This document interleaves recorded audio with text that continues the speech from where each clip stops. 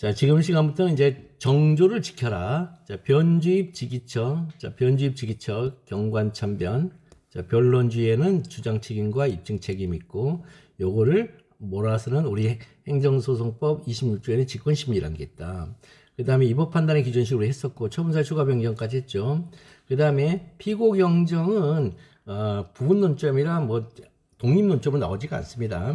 그 다음에 관련 청구 소송의 이성 병합은 부분 논점이에요. 사실은 이거는 선결 문제와 연관해서 소송 형식으로 나온다는 거 기억해 주시고, 그 다음에 소송 참가 이거 금방 봤었고, 그 다음 소변경 봤습니다. 그 다음에 청구 병합은 주의적 예비적 병합만 가끔 나와요. 무효확인 소송하고 취소소송 병합할 때. 그 다음에 이제 정보공개법, 그 다음에 행정조사기본법 이렇게 해가지고 두 문자로 변주입, 지귀처, 경관, 참변, 병난다, 정조를 지켜라. 이제 이렇게 외우시면 되겠어요. 이게 폐쇄. 이 밖에서 시험 문제 안 나옵니다. 이 밖에서 시험 문제 못 내요. 그리고 여기서 이제 우리가 흔히 볼 때 특이가 뭐냐면, 여기서 특이는 자, 직권 심리가 나온다 했는데 아직까지 안 났습니다. 이거 분명히 나올 가능성이 높습니다. 일건 기록상 현출된 사항. 그래서 기록상 현출된 사항은 소송 과정에서 소송 자료와 증거 자료를 이제 제출하는 걸 우리가 주장 책임, 입증 책임이라 하잖아요. 주장 책임을 통해서 사실 자료가 이제 수집이 되고, 입증 책임을 통해서 증거 자료가 수집이 되는데, 그 수집되는 자료에 섞여서 문서가 들어갔어요. 그걸 기록상 현출된 사항이라 합니다. 그런데 그 기록상 현출된 사항이 전부 다 직권 심리의 대상이 되는 건 아니고 일건 기록이 된다. 그래서 일건이 뭐냐, 그걸 이제 우리가 봤었어요. 그 다음에 입법 판단의 기준시, 요거는 이제 A급인데 최근에는 잘 안 나옵니다. 왜 안 나오냐? 행정기본법 14조가 이제는 들어갔기 때문에 안 나오는 거예요. 과거에는 행정기본법이 없었던 시절에는 참 많이 나온 영역 중에 하나였습니다. 그 다음에 처분사유 추가 변경, 이건 특혜입니다. 여긴 특혜입니다.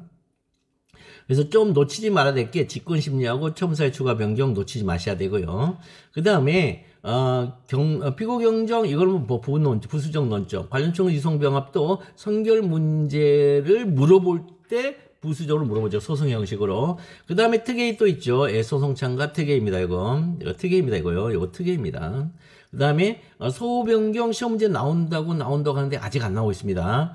그래서 만약에 나온다면 또 내년에 또 나오겠죠. 그 다음 병합 여기까지 했었고, 이제 그 다음에 또 특혜가 이제 정보공개법 특혜입니다. 이거 왜? 자, 변호사가 되시는 여러분들한테는 이 소송자료 수집에 있어서 정보공개법은 정말 이거는 전가의 보도이자 절대로 놓쳐서는 안 되는 무기입니다.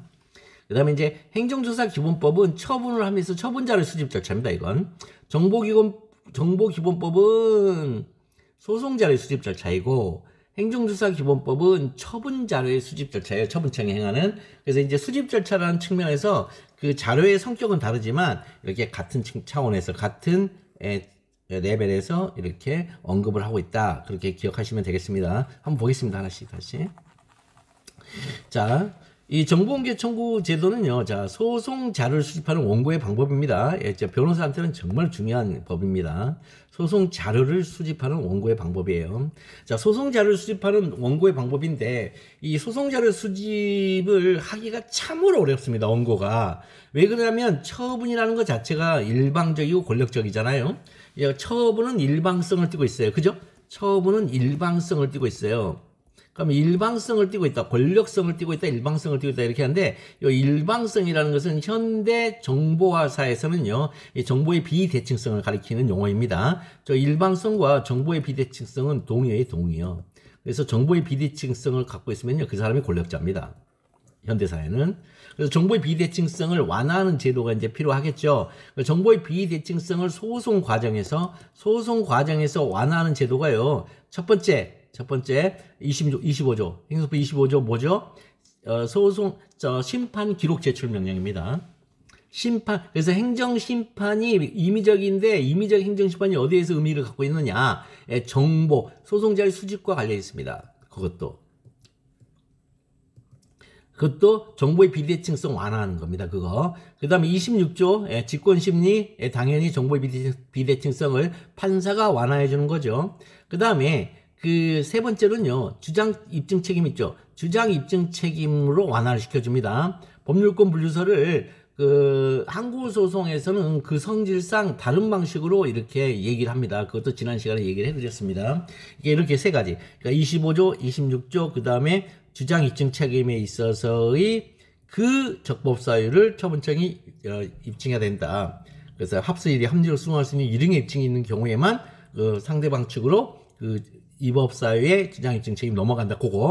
그것이 이제 문제가 되고요. 근데 이런 것으로도 해소가 안 돼요. 그래서 만든 법이 정보공개법입니다. 자, 이걸 기억하면서 한번 보겠습니다. 자, 정보공개 청구권자입니다. 이거 시험 문제가 이제 나한테 10점짜리, 10점짜리. 자, 무슨 얘기냐? 외국인에게도 정보공개 청구권이 인정되는 문제된다. 그러니까 이 권위라는 것은 이거는 이제 권리잖아요. 권리. 그러면 이 권리는 국가 내적인 권리죠. 국가 내적인 권리라면 우리들은 흔히 국민의 권리라고 얘기를 하는데 헌법상으로는 이제 인간의 권리가 있고 국민의 권리가 있죠. 그런데 행정법은 틀림없이 국민의 권리입니다. 그럼에도 불구하고 외국인 갑에게도 이걸 인정할 수 있느냐, 이제 이게 문제가 되는 겁니다. 앞에 있는 거 봐도 되고 안 봐도 됩니다. 어쨌든 물어보는 문제가 제일 중요합니다. 그럼 여기서는요, 뭐 하면 돼요? 네, 찾으면 됩니다. 법조항을. 참조조문을 줬습니다. 자, 117조 2. 자, 형의 집행 및 수용자의 처우에 관한 법률에서 수용자는 공공기관의 정보공개 법률에 따라 정보공개법이죠. 법무부 장관, 지방교정청장 또는 소장에게 정보의 공개를 청구할 수 있다. 이렇게 되어 있어요. 이 수용자가 국민이라는 한정 수식어가 없습니다. 그 다음에 공공기관의 정보공개하는 법률 시행령이죠. 그러니까 이 법령이죠. 법령에 들어가죠. 이거 법규죠. 외국인이 나옵니다. 외국인. 그래서 외국인인데 누구냐 했더니 국내 일정한 주소를 두고 거주하는 외국인, 또 학술 연구를 위하여 일시적으로 체류하는 외국인. 그러니까 한쪽은 거주자이고 한쪽은 일시적 체류자입니다. 그다음 국내에 사무소를 두고 있는 법인 또는 단체. 이거는요, 법인. 위는 1호는 자연인, 2호는 법인입니다. 뒤에 있는 단체는 비법인격 사단이죠. 비법인 사단. 비법인 사단이자 비법인 재단입니다. 자, 문제 소재. 자, 외국인에게는 자연인과 법인이 있죠. 외국인 갑에게 정보공개 청구 인정되는 지와 관련하여 외국인 갑이 공공기관의 정보공개하는 법률상의 정보공개 청구권자인지 문제된다. 이렇게 그냥 들어가시면 돼요. 그럼 외국인 갑이 정보공개법상 정보공개 청구권자, 아까 봤던 그걸 그대로 쓰시면 됩니다. 정보공개법 5조 2항 정보공개법 시행령 3조 1호에 의하면 자, 국내 일정한 주소를 두고 거주하는 자연인, 학술 연구에 일시적으로 체류하는 자연인, 그 사람이라고 했습니다. 정보공개 청구권자이죠. 그 다음에 법인인 경우에는 주소를 둬야 됩니다. 주소. 국내에 사무소 주소를 두고 있는 법인을 말합니다. 자, 형의 집행 및 수용자의 처우에 관한 법률 117조 2에 의하면 자, 수용자는 법무부 장관 등의 정보공개 청구할 수 있다. 이렇게 했죠. 이 수용자는 있잖아요. 자연인만 수용자죠. 법인은 감옥에 넣을 수가 없죠. 자, 사안의 경우 갑은 징역 5년을 선고받아 교도소에 수감 중에 있어요. 사람이죠, 사람. 사람이죠. 수감 중에 있으므로 문제는요, 이 교도소가 있잖아요. 교도소. 우리나라 교도소 뭐죠? 수용자 입장에서는 교도소가 뭡니까? 주소지입니다. 거주지입니다. 따라서 일정한 국내에 일정한 주소 거주하는 것으로 추정됩니다. 자, 교도소에 수감 중이에요. 그럼 교도소는 일정한 주소죠, 국내에. 그래서 수감 중이니까 거주 중인 거죠. 그래서 추정된다고 하죠. 추정되고 형의 집행 및 수용자의 처우에 관한 법률 제117조 2에 따라 정보공개 청구를 할 수가 있습니다. 설문 해결, 외국인 갑에게는 정보공개 청구가 인정된다. 그러니까 이거 사안의 경우 있잖아요. 이 사안 포섭하는 걸 보고 싶은 거예요, 여러분들한테. 사안 포섭하는 걸 보고 싶은 거예요. 이 단순한 법률을 가지고서도요. 그러니까 당황하지 마세요. 이런 시험 문제 나오면 당황하지 마세요. 이런 시험 문제 나오면 자꾸만 교과서 자신이 봤던 교과서 머릿속에서 막 페이지 넘기면서 뒤적거리거든요. 혹시 다른 얘기가 없나? 예, 문학이 아닙니다, 이거. 문학이 아니고 법률과 판례로 하는 겁니다. 심지어 판례가 기억 안 나잖아요. 그럼 법률 규정 가지고서 어떻게 하든 법적인 인공 언어를 사용해서 글을 쓰려고 노력을 하세요. 그렇게 글을 쓰려고 노력을 하다 보면 상대평가이기 때문에 점수를 의외로 있잖아요. 평균 이상을 받아낼 수가 있어요. 그런데 그런 사고방식이 없죠. 그걸 리걸 마인드라 그래요, 사실은. 그게 리걸 마인드인데 그런 리걸 마인드가 없잖아요. 그러면 고민을 하세요. 시험장에 가서. 이걸 어떻게 쓰지? 그러면 이제 논리적인 문학적 글을 쓰고 나와버립니다. 논리적인 문학적 글. 그건 에세이죠, 에세이. 에세이 쓰시면 안 됩니다, 절대로. 자, 그 다음에 정보 공개 청구를 받았어요. 공공기관이요. 그럼 대응 방법이 뭐냐? 예, 정보 공개 청구를 받으면 공개하거나 비공개하거나 둘 중에 하나죠. 그럼 공개할 때는 방법이 문제가 되겠죠. 공개 방법이. 비공개は어차피 방법 없죠. 비공개하기로 했으니까. 그럼 이 방법은 또 뭘까? 이걸 이제 보시면 되겠습니다. 자, 국세청장은 가배 청구에 대하여 어떤 법적 절차를 거쳐서 어떤 결정을 해야 하는가 이렇게 나왔습니다. 그럼 이제 바로 앞에 볼게요. 바로 앞에. 갑은 선거 직전 불거진 의뢰 조세 포탈 의혹을 문제 삼기 위하여 2016년 4월 1일 국세청장에 대하여 최근 3년간 있잖아요. 3년간 의뢰 소득세 납부 자료하고 A당이 받은 기부금의 내역, 기부자 명단 및 기부자별 기부 금액의 공개를 청구했어요. 오 마이 갓. 이거 청구했습니다. 딱 벌써 안 되죠. 한번 보겠습니다. 첫 번째 국세기본법에 이제 비밀 유지 있죠. 비밀 유지. 자, 이 비밀 유지가 이게 뭐냐면요. 자, 요거 기억하십시오. 요 비밀 유지 조항이 바로 있잖아요. 제1호 있죠. 제1호예요. 제1호 사유. 비공개 제1호 사유. 법령에 의하여 비공개 사유로 된 거. 그것이 바로 요 표제가 있으면 이거는 비공개 사유예요. 요 표제가 있으면 요 비밀 유지라는 요 표제가 있으면 묻지도 따지도 않고 비공개예요. 그거 기억하시면 돼요. 그럼 여기 봤더니 납세자가 세법에서 정한 납세 의무를 이행하기 위해 제출한 자료나 국세의 부가징수에 의해 업무상 취득한 자료 그것을 타인에게 제공 또는 누설하거나 타인에게 제공 안 돼요. 누설 안 돼요. 목적의 용도로 사용해서도 안 돼요. 그죠? 그래서 다만 다음 갖고 어느 하나에 해당하는 경우에는 그 사용 목적에 맞는 범위에서 제공할 수 있는데 사용 목적이 나오겠죠. 이제 여기서부터 여기까지. 사용 목적이 나옵니다. 사용 목적이 뭐냐 했더니 지방자치단체 등이 법률을 정하는 조세의 부가징수 등을 이하여 사용할 목적. 이건 뭐죠? 법률에서 정하는 조세의 부가죠. 이거 지방세 같은 걸 말하겠죠. 그 다음에 국가기관이 조세 쟁송이나 조세범 소출을 위하여 또 법원의 제출 명령 또는 법관이 발부한 영장에 의하여 이거는 이제 목적이 아니죠. 그 다음에 이 세무 공무원 간의 국세 부가징수 또는 질문 검사에 필요한 이 목적을 해서 필요 목적을 위하여 그 다음에 통계청장이 국가 통계 작성 목적으로 이 목적의 범위 내에서 이제 제공할 수 있다는 거죠. 그 다음에 사회보험의 운영을 목적으로 설립된 기관. 그 다음에 그래서 소관 업무를 수행할 목적으로 수행할 목적으로. 그 다음에 공공기관이 급부 지원 등을 위한 자격의 조사, 심사 등에 필요한 과세정보, 즉 심사 등을 하기 위하여. 거기는 당사자의 동의를 받아야 되겠죠. 그 다음에 다른 법률 규정에 따라 과세법률, 다른 법률 규정하고 이거요. 그래서 여기 이거하고 이거 두 개. 이거 두 개는 목적이 없죠. 이거 밟은 영장이니까. 이런 식으로. 그 다음에 문서로 해야 되고요. 그 다음에 세무서장이 요구해야 되고, 그 다음에 요구를 받으면 그 요구를 거부해야 돼요. 자, 위반한 과세정보 제공을 요구받으면요, 거부하여야 한다요. 이건요, 기소의무예요, 기소의무. 그 다음에 과세정보를 알게 된 사람은 타인에게 제공 안 돼요. 누설 안 돼요. 목적의 용도로 사용해서도 안 돼요. 이 사람은 목적의 용도로 사용도 안 돼요. 사용해서도. 자, 2조에 따라 과세정보를 제공받아 알게 된 사람 중 공무원이 아닌 사람은요, 이거는 공무원으로 봐보겠다. 공무원으로 봐버리겠다는 거예요. 뭐 이제 공문 누설죄가 되겠죠, 이런 거. 자, 그 형법상에 이제 가중처벌을 받죠. 보겠습니다. 국세청장은 가배 청구에 대하여 어떤 법적 절차를 거쳐서 어떤 결정을 해야 하는가 물어보는 문제와 관련해서 이제 여기서 이제 한번 이렇게 이제 나눠보자고요. 첫째, 정보공개법이죠. 정보공개법에 의한 정보공개 절차 방법이 문제가 됩니다. 두 번째로는 이제 국세청장이죠. 국세청장은 최근 3년간 의뢰 소득세 납부 자료와 A당이 받은 기부금의 내역을 공개하여야 하는지 문제가 되죠. 그러니까 결정은 공개하여야 하느냐. 결정은 공개하여야 하는 공개 결정이고, 그 다음에 법적 절차는 이 정보공개법에 의한 정보공개의 절차 방법을 보고 베끼면 됩니다. 이건 보고 베끼기. 그 다음에 여기서는 판례를 통해서 포섭하기. 이걸 말인데 철저하게 물어보는 겁니다. 이걸 말인데 철저하게 물어보는 거예요. 그러면 자, 정보공개법에 의한 정보공개 절차 방법에서 중요한 것은 자, 을과 A당은요. A당은 자 갑이 청구한 정보인 최근 3년간 을의 소득세 납부자 A당이 받은 기부금의 내역 있잖아요. 내역과 관련 있는 제3자입니다. 제3자.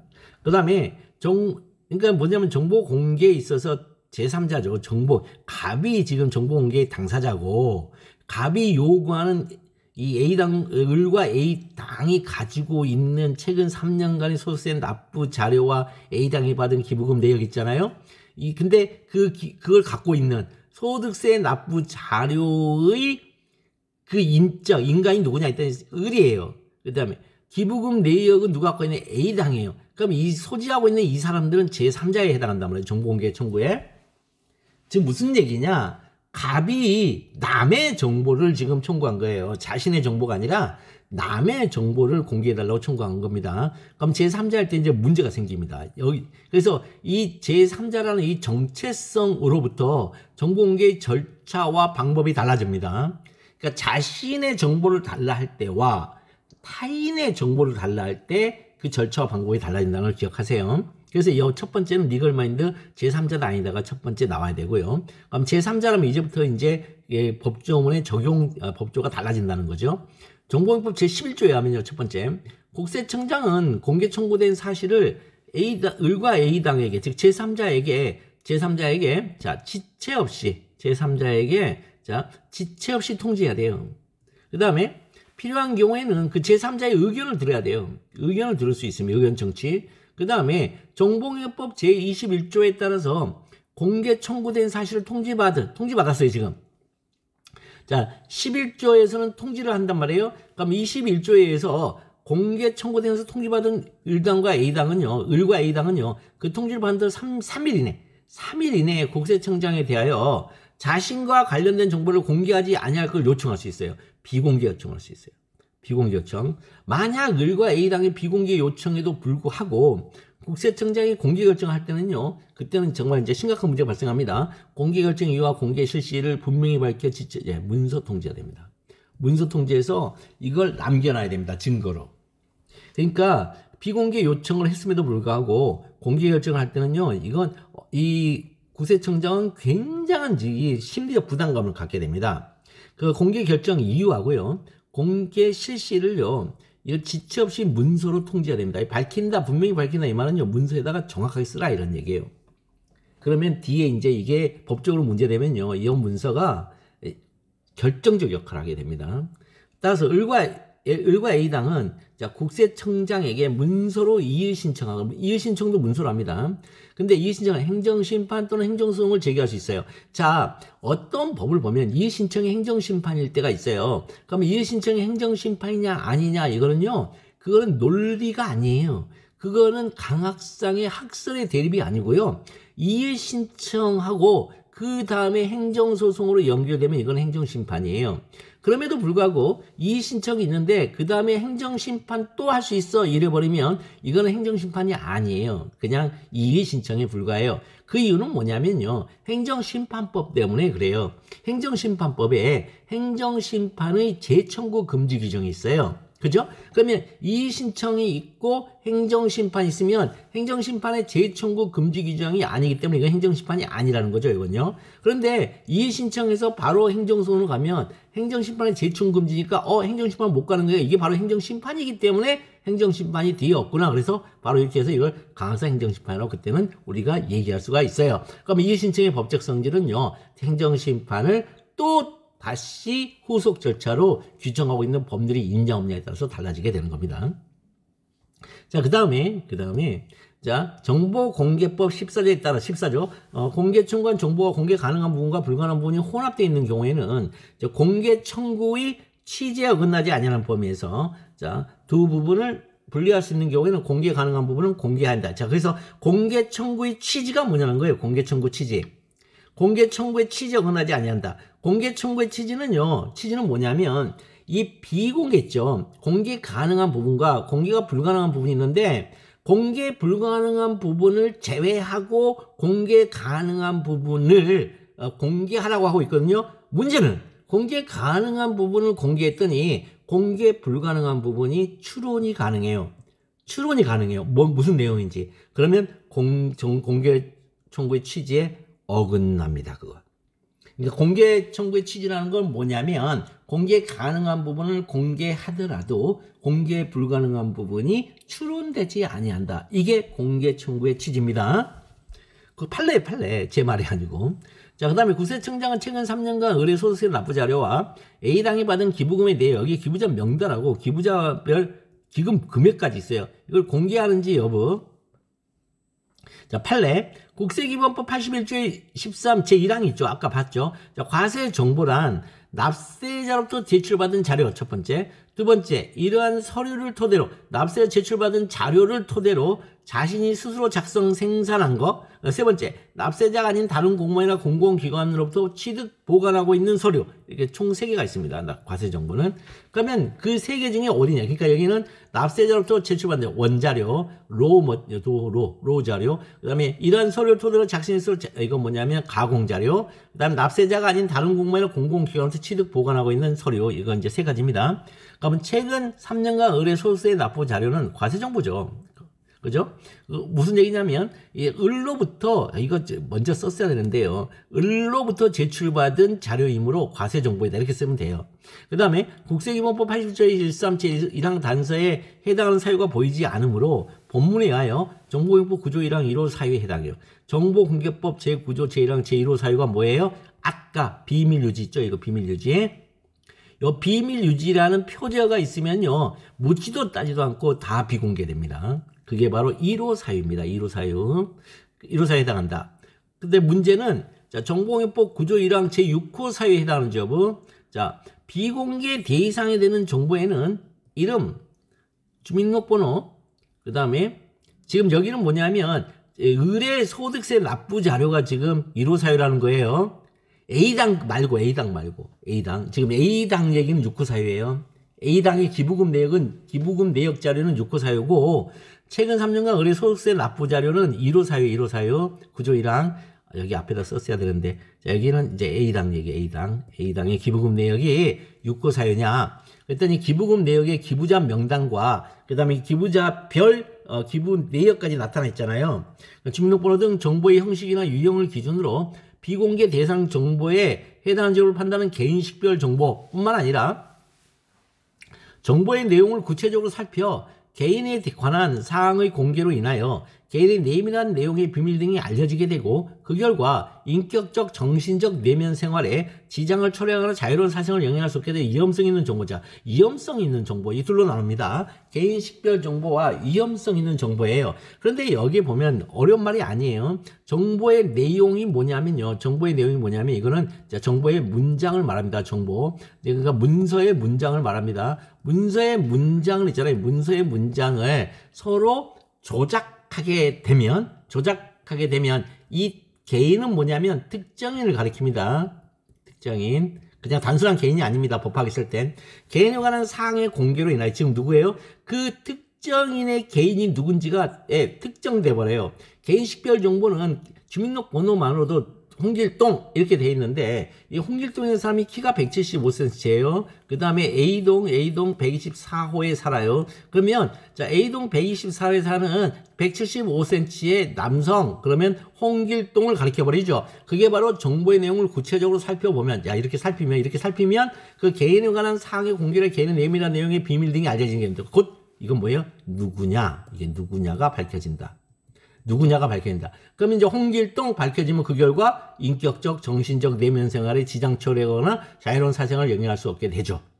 알게 되니까 그 사람이 위험성 있는 정보를 합니다. 그러니까 위험성 있는 정보는 뭐냐면 누구인지를 특정할 수 있는 정보를 말합니다.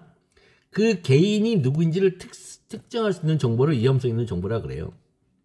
자, 봅시다. 그래서 사안의 경우 최근 3년간 의뢰소득세 납부 자료는 사생활 을이 나와버렸으니까 사생활 영역에서의 개인식별 정보이므로 정보공개법 9조 1항 6호 사유에도 해당해요. 1호 사유뿐만 아니라 6호에도 해당합니다. 근데 이제 A당이 받은 기부금의 내역, 기부자 명단하고 그 기부자별 기부 금액 중에 기부자 명단, 사람 이름이죠. 이거 개인식별 정보죠. 개인식별 정보로서 정보공개법 9조 1항 6호 사유에 해당해요. 그런데 기부 금액 있죠. 기부금액, 돈이잖아요, 돈. 돈만으로는 이게 누구가 냈는지 특정되지 않아요, 돈은. 따라서 개인 식별 정보가 아니므로 정보공개법 제9조 제1항 6호 사유에 해당하지 않는다. 그럼 설문 해결. 자, 14조가 나오겠죠? 14조. 국세청장은 가백 청구에 대해 최근 3년 의뢰소득세 납부 자료와 A당이 받은 기부자 명단은 있잖아요. 이건 비공개 부분이죠. 비공개 부분이고, 그 다음에 비공개 결정을 해야 하고, A당이 받은 기부 금액은요, 공개가 가능한 부분이죠. 공개 가능 부분. 그래서 공개 결정을 해야 하는데, 이렇게 쓰면 안 되죠, 사실은요. 이러고 나서, 이제 부분 공개가 가능한지 여부죠. 여기에 3번 있으면 4번이 설문 해결이 아니고, 이건 5번이 돼야 되고, 4번은, 자, 부분 공개가 가능한지 여부. 부분 공개가 가능한지 여부. 그래서, 판례 사안의 경우 쓰시면 됩니다, 이거. 그래서 여기서, 자, 1번 판례, 2번 사안의 경우. 이렇게 쓰고, 판례는 뭐냐면, 정보공개의 취지에서 어긋나지 아니하는 범위 내에서 공개 부분을 공개할 수 있다. 그러면 이제 정보공개 취지가 뭐라고요? 공개 부분을 통하여 비공개 부분이 추론이 가능하냐의 문제인데, A당이 받은 기부 금액만으로는 누가 냈느냐, 그 기부자 명단에 대한 추론이 불가능하죠. 그래서 공개 결정을 해야 한다. 이렇게 쓰시면 되겠어요, 사안포섭을. 그리고 마지막으로 이렇게 설문 해결을 쓰시면 되겠습니다.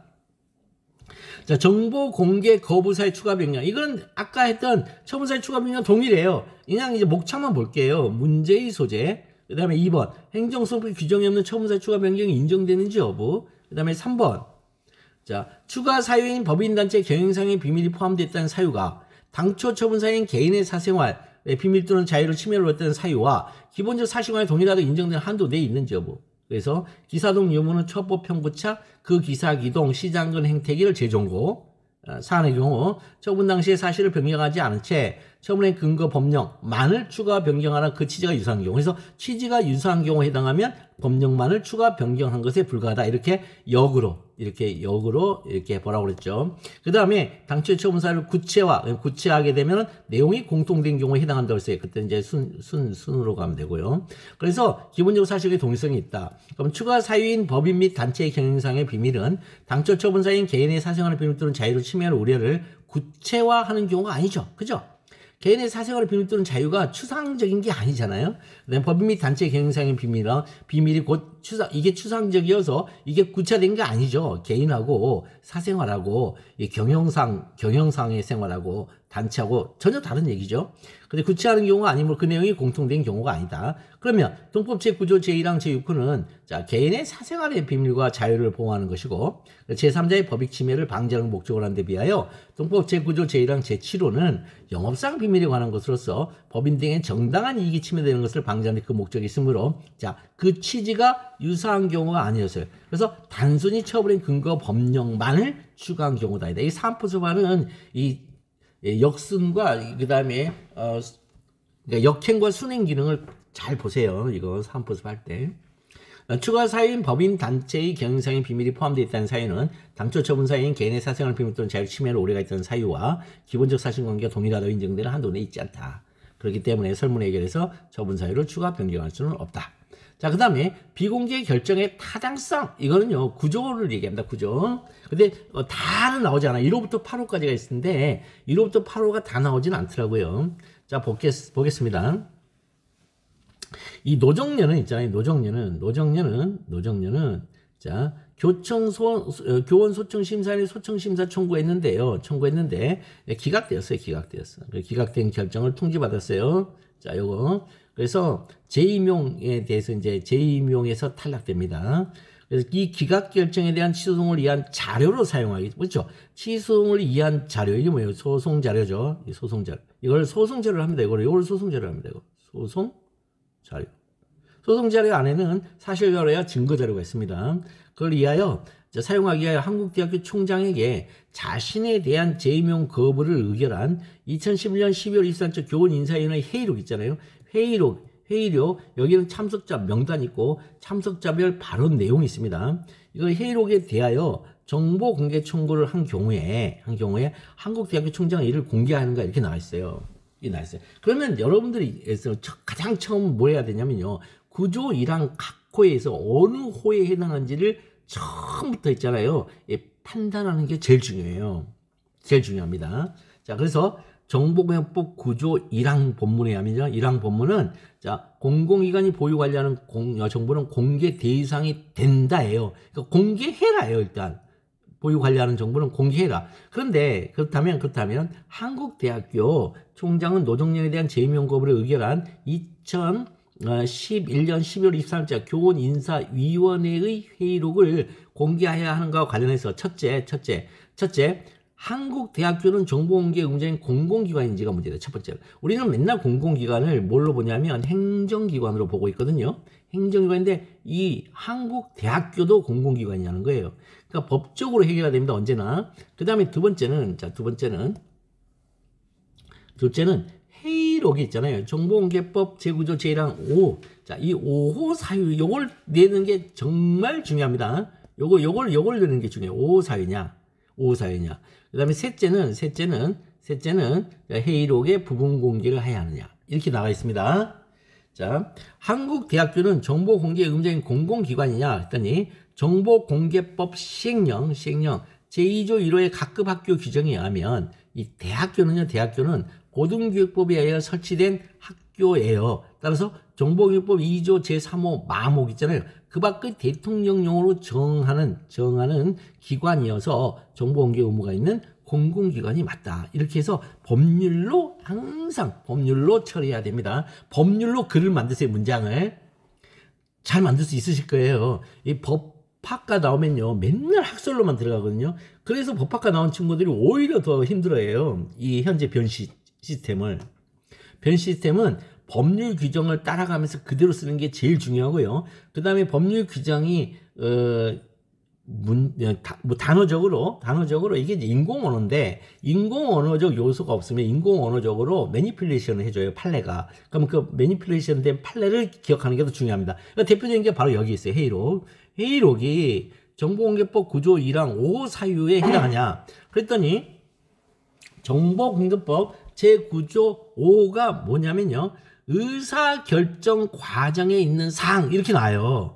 정보공개법 9조 제1항 5호 사유가 뭐냐면 의사결정 과정에 있는 사항이에요.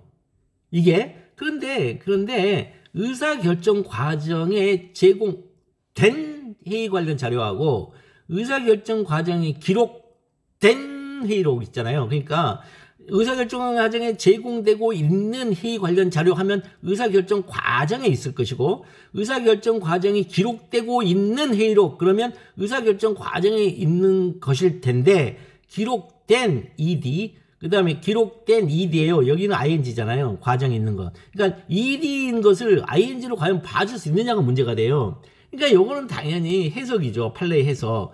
판례가 뭐라 하냐면 이 회의록 등은요. 의사결정 과정에 있는 사항, 즉 ING에 준하는 상황이 된다. 준한다 이 말은 법학에서의 준한다 이 말은 성질이 공통된다 이런 뜻이에요.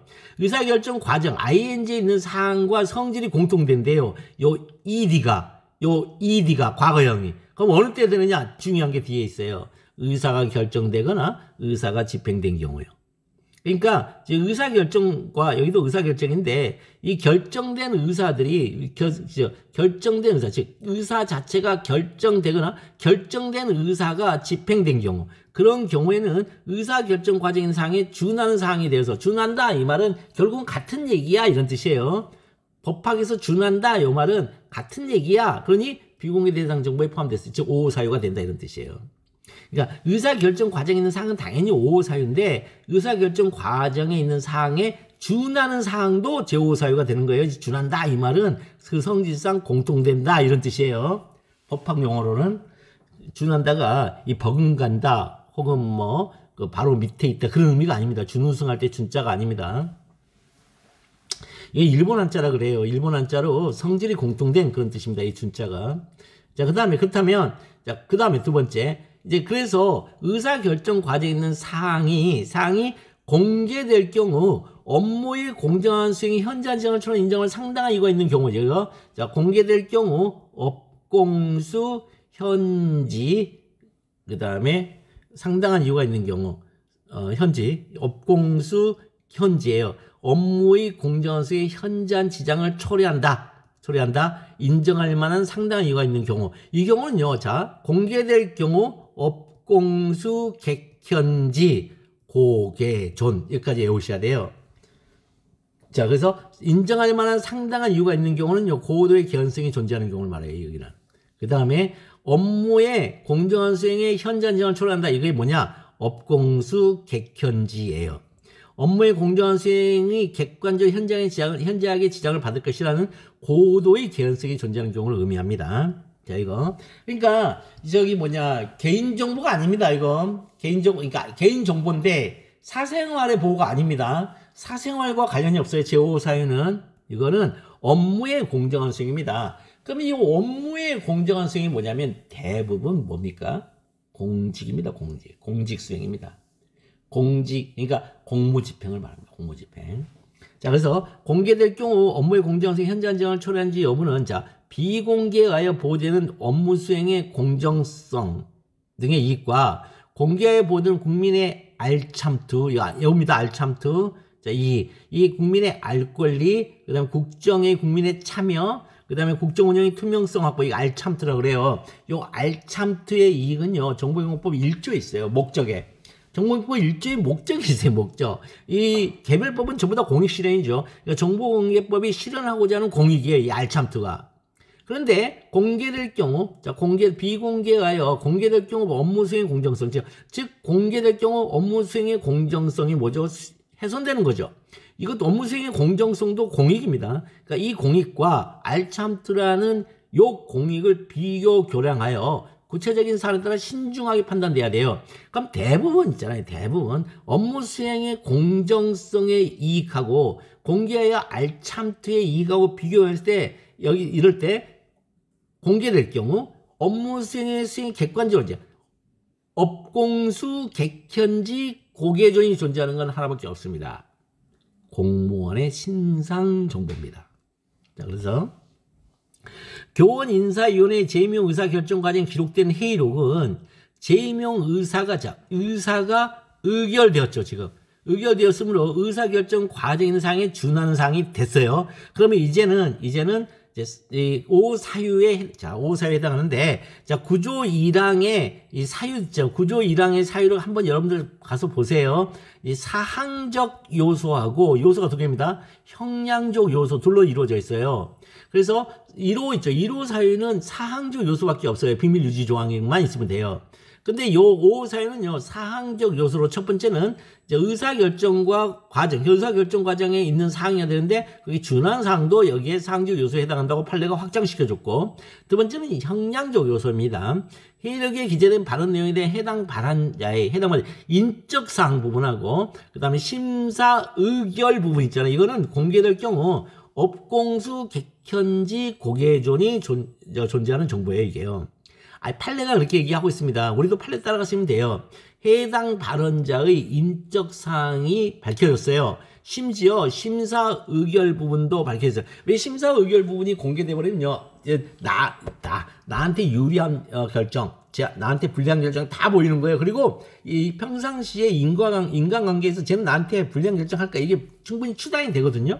그래서 그렇게 하면요, 이 회의록 있잖아요. 회의록에 적혀져 있는, 즉 회의에 참가하는 사람들이 어떤 의결을 할 때 엄청난 마음의 부담을 안게 됩니다. 그게 업공수 객현지 고개존입니다. 그게.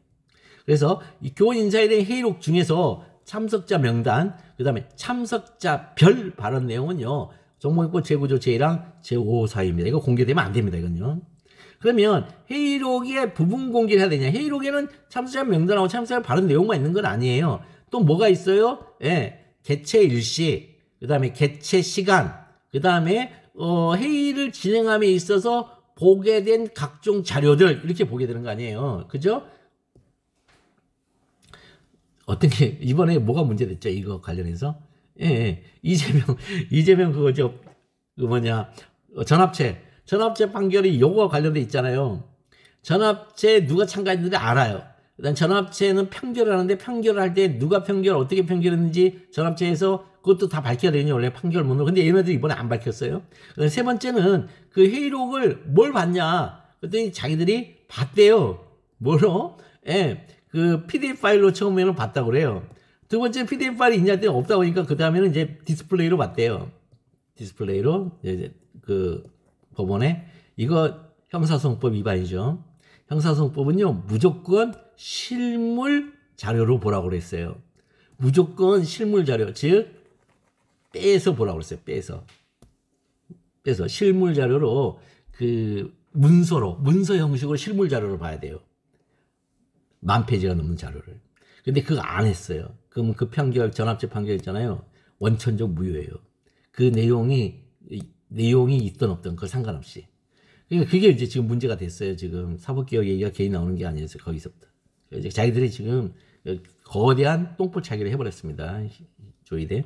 자, 정보위법 14조의 공개 청구 취지, 여기 나왔죠. 공개 청구 취지에 어긋나지 않은 범위에서 공개 부분과 비공개 부분을 분리할 수 있는 경우가 뭐냐 그랬더니 나왔죠.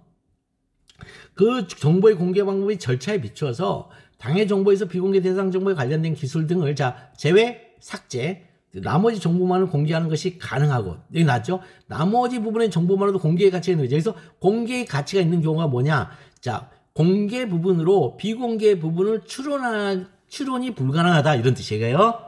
자, 공개의 가치가 있는 경우는 그 자체의 내용, 그 나머지 부분 정보가 그 공개의 가치가 있는 그런 의미가 아니고, 그거는 일상적인 우리의 의미고, 그게 아니고, 이 정보공개법에서 말한 부분과의 공개의 가치는 뭐냐? 비공개 부분으로 공개 부분의 추론이 불가능하다. 공개 부분 내용의 추론이 불가능하다. 그거를 공개 가치가 있는 경우다. 이렇게 얘기해요. 이 공개 가치가 공개를 했기 때문에 정보 공개를 요구하는 사람한테 매우 유리한 정보야. 그런 의미가 아니에요. 이런 거요. 그런 거 오해하시면 안 된다고요. 사안포섭 할 때 그걸 오해할 때 사안포섭이 안 되는 겁니다. 자, 교원 인사인의 회의록중 참석자 명단 참석자별 발언 내용을 제외 혹은 삭제하고 회의록의 나머지 부분만을 공개하더라도 참석자 명단과 참석자별 발언 내용이 추론이 불가능해요. 그거로는. 뭐 일시, 개최 일시, 그 다음에 참석자 총 인원 몇 명, 그 다음에 몇 시부터 몇 시까지, 그 다음에 어떤 장소에서, 그 다음에 어떤 자료들을 가지고 했다. 이런 걸로는 참석자 명단이 누구누구고, 그 다음에 그 참석자별로, 가불병정별로 이 정부 발언을 어떻게 했다. 알 수가 없어요. 그래서 부분 공개를 해야 합니다. 자, 그런 것들이 사실은 사안포섭에 다 표현이 돼야 되는데, 그냥 막 후다닥 쓰느라고, 저도 이거 쓰느라고 막 후다닥 한 경향성이 있습니다, 사실은.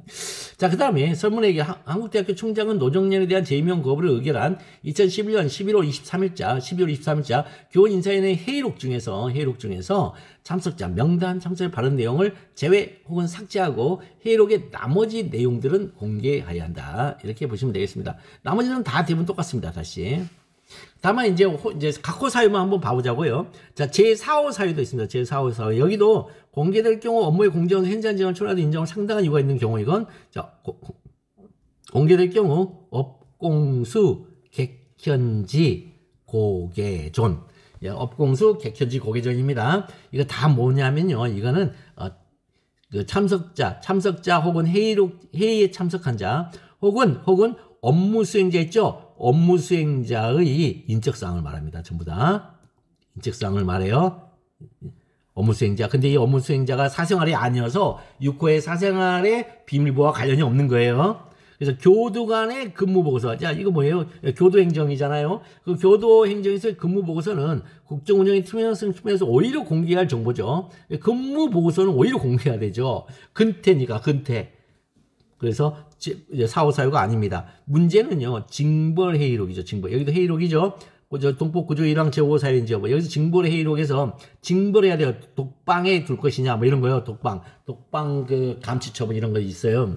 그러면은 거기에 이제 교도관들이 참여할 거 아니에요. 근데 누구는 너 독방에 넣어야 돼. 누구는 너 안 넣어도 된대. 이게 만약 밝혀졌어요. 그럼 큰형님이 한번 두고 보자. 이렇게 될 거 아니에요. 그럼 얼마나 무서워요. 그러니까 그런 의결을 하는데 순간적으로 자기 검열이 이루어지잖아요. 그 자기 검열이 이루어진 걸 업공수, 객현지, 고개존이라 그래요.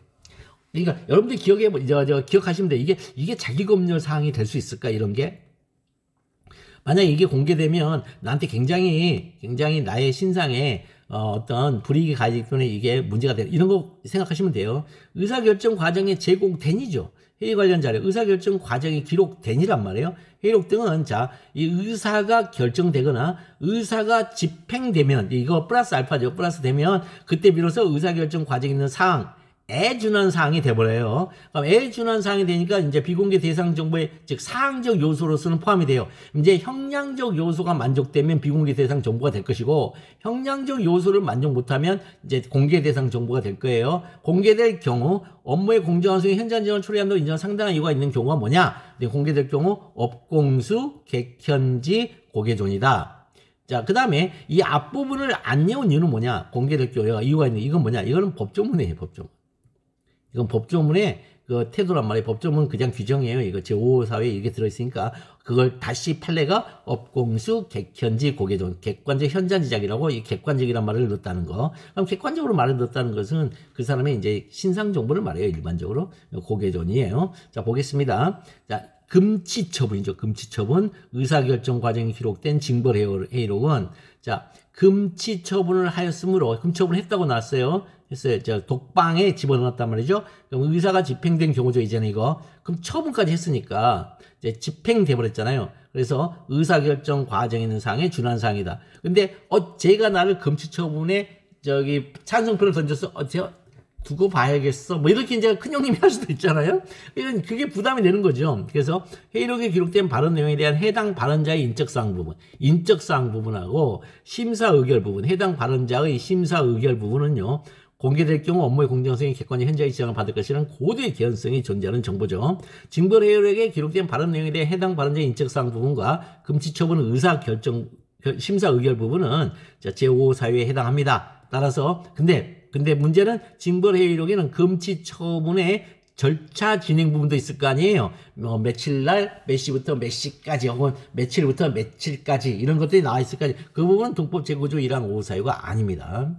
그럼 부분 공개해야 되냐? 이제 공개 부분과 저 인적사항하고 그 다음에 의결, 심사 의결 부분하고 그 다음에 징벌 절차 진행 부분 이렇게 있다고 했을 때 자, 정보명법 14조에 의하여 비공개 대상 정보인 징벌 회의록에 기존된 발언 내용에 대한 해당 발언자의 인적사항 부분과 금치처분 의사 의결 부분하고 그 다음에 공개 대상 정보인 교도관 근무 보고서와 징벌 절차 진행 부분 중에서 비공개 대상 정보를 가리거나 지우는 방법으로 제 혹은 삭제하는 방법으로 공개 대상 정보와 분리할 수가 있어요. 근데 이게 정보 공개 있잖아요. 그 공개 취지에 어긋나지 않냐 했더니 징벌회의록에 기재된 발언 내용에 대한 해당 발언자 인적사항 부분과 금천 심사 의결 부분을 제외하거나 가리고 교도관 근무 보고서와 징벌 절차 진행 부분을 공개해도 되죠. 왜? 근무 보고서와 징벌 절차 진행 부분을 공개하는 이 부분만으로 해당 발언자 인적사항 부분과 금천 의사 심사 의결 부분이 추론이 불가능하니까.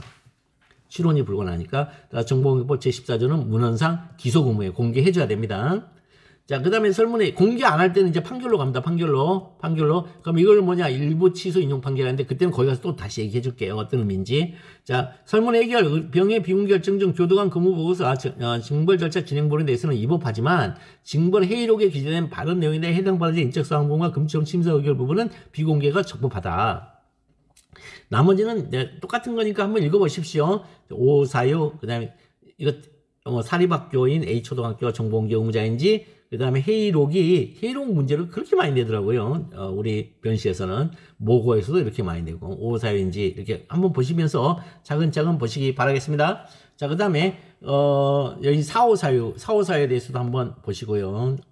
한번 보시기 바랍니다. 자, 그 다음에 오늘은 여기까지 하겠습니다. 자, 다음 시간에 좀 뒤에 짜투리 남아있는 건 투비 컨티뉴드 해가지고 행정조사 제도로서의 세무조사가 있는데 과세관청의 과세처분을 위한 과세정보 수집행위란 말이에요. 처분을 위한 정보 수집행위인데 이 정보 수집행위 위법성이 있을 때 그 과세정보를 수집된 과세정보를 가지고 처분했을 때 이 처분의 운명이 어떻게 되느냐 그것부터 시작해서 다음 시간에는요, 위법성 판단이라고 해서 우리가 흔히 실체법, 그러니까 행정법에서 앞부분에, 총론 부분에 있는 것들이 이제 여기서 이제 진행이 되겠습니다. 다음 시간에 이제 그거 보도록 하겠습니다. 오늘 수고 많으셨습니다.